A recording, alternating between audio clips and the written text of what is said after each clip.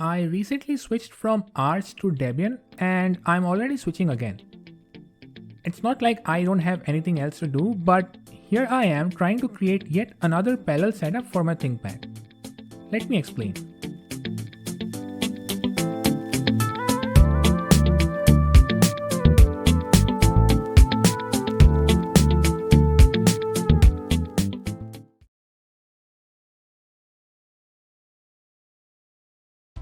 If you're looking for a short answer, actually there wasn't anything serious that made me consider moving, at least not as pressing as it was while moving away from Arch.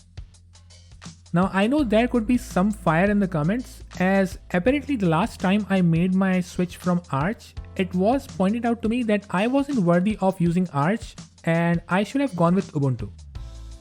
Anyway, let's make this quick as there are apparently a lot of interesting videos lined up for my new choice of operating system, which we'll soon talk about.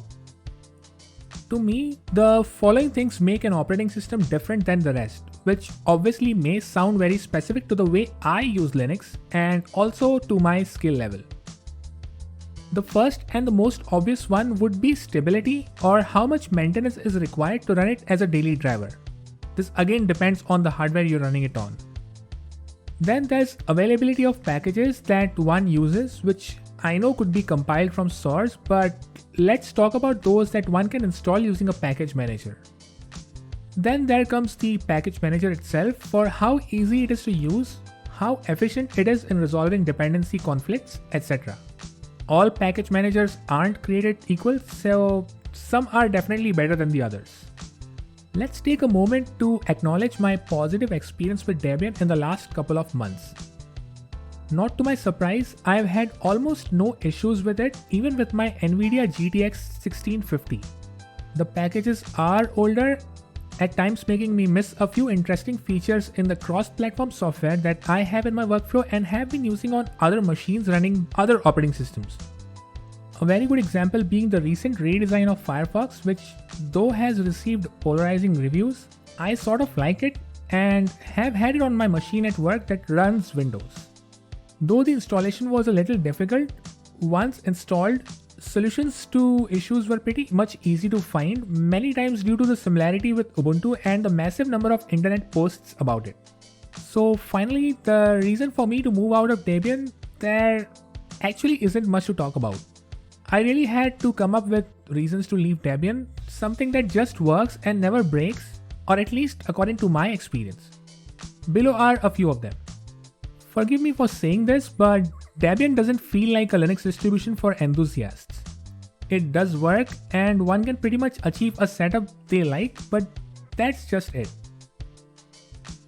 I couldn't control my curiosity about the other cooler stuff out there that I might be missing while using a Linux distribution made for servers. People also suggested not using it as my daily driver.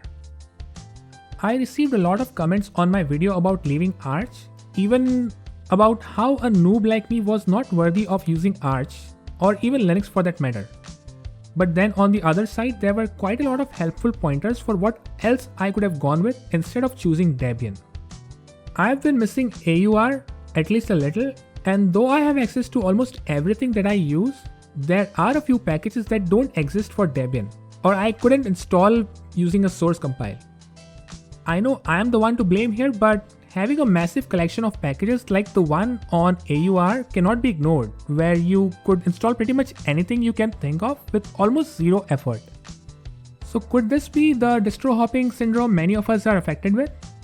Maybe, and my brother would definitely believe so. But looking deep down inside, I realized that that's the kind of person I am, so I guess that should be okay.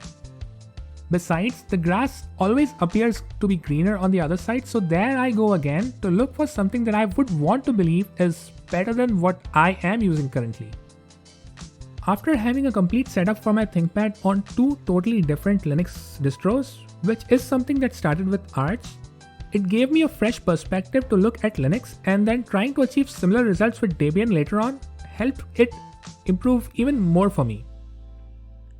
Now I have a better idea of what typical things are required while setting up a Linux distribution, so I guess I can potentially repeat the same steps with a few minor changes for several other Linux distributions and also achieve success. As I've kept mentioning that the next one would most probably be Gentoo, and also that I don't have all the time in the world to compile packages on my own and furthermore learn about it, it isn't Gentoo this time either. You can try your guesses in the comments, but I plan to talk about my choice in the next video anyway, so stay tuned. That's all that I have for this video, and if you found it helpful, you know what to do. Just be a little kind in the comments, and as always, a subscribe will be helpful too. Thanks for watching it till the end. May the maker watch over you. See you in the next video.